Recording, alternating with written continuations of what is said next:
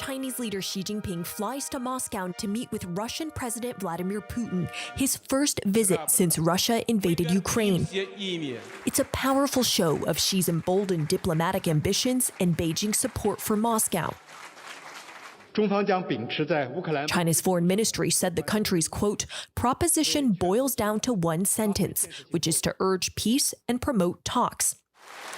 Beijing has tried to present itself as a neutral peace broker on Ukraine, publishing a position paper last month calling for a political settlement, and casting Xi as a global statesman with fresh momentum after helping Saudi Arabia and Iran broker a historic deal to restore diplomatic ties. But Western leaders are skeptical of Beijing's portrayal as a mediator. Xi and Putin declared a no-limits partnership last year when Putin visited Beijing for the Winter Olympic opening ceremony. Xi has met Putin in person 39 times since becoming China's leader, even exchanging gifts, including pandas. China has refused to condemn the invasion or even call it an invasion. Instead, Beijing has parroted the Kremlin's misinformation while blaming NATO. On China's heavily censored social media, it's all hearts and thumbs up emojis in response to the government's official post about the state visit, with comments like, "Hope Russia will win soon," "Hope there will be world peace," and "Long live China-Russia friendship." Beijing has also strengthened economic and military ties with Moscow by boosting trade and holding frequent military exercises. Western officials have raised concerns that China may be considering providing Russia with lethal military aid. Beijing has denied the accusation. Last month, Putin told China's top diplomat Wang Yi in Moscow that relations between their countries are reaching new milestones. The two nations, bound together by their shared vision for a new world order, no longer dominated by the West. And while Xi has spoken to Putin multiple times since the invasion, virtually and in person, he's not yet had a single phone call with Ukrainian President Volodymyr Zelensky. Though Ukraine's presidential advisor says negotiations about a potential Zelensky-Xi conversation are ongoing. As Xi heads to Russia, the ability of China to help resolve the conflict hangs in the balance.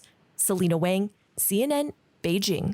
I want to turn now to China. This week, Chinese President Xi Jinping will meet with Russian President Vladimir Putin in Moscow. Of course, these two leaders will discuss Ukraine as China continues to try to portray itself as a neutral party that could be an honest peace broker. Now, you sit on the House Committee on China.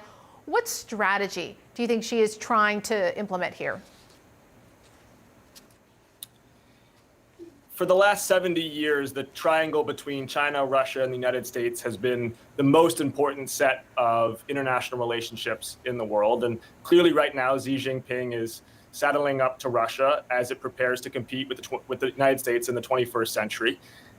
If Xi Jinping decides to send weapons to Russia for its brutal, unprovoked invasion of Ukraine, that would be the most significant development in that war since the invasion itself on February 24th. And the United States and its allies need to be prepared to respond with severe sanctions and international condemnation, whether those arms sales happen overtly or covertly, because China does have a long track record of covert arms shipments over the last 30 years.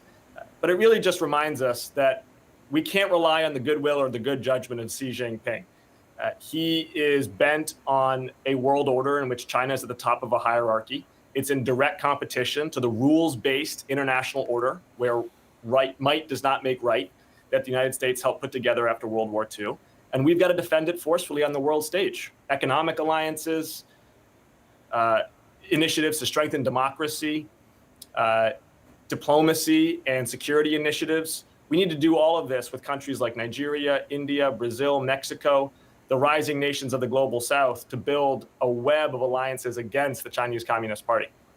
Well, on that topic, you were recently part of a U.S. delegation that traveled to Taiwan. So what are the geopolitical implications of Xi and China potentially trying to get more involved in the Ukraine war? Taiwan crystallizes the threat from the Chinese Communist Party.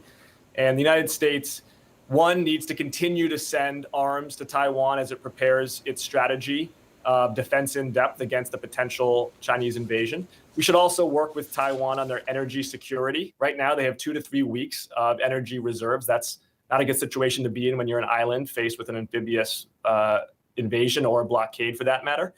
And finally, and this really applies to Taiwan, but everywhere else in the world, especially in democracies, we have got to do a better job of countering disinformation and propaganda. We should be supporting local journalism efforts. We should be holding the social media companies to account for how they allow disinformation and deepfakes to propagate, because the Chinese are launching concerted propaganda efforts throughout the world.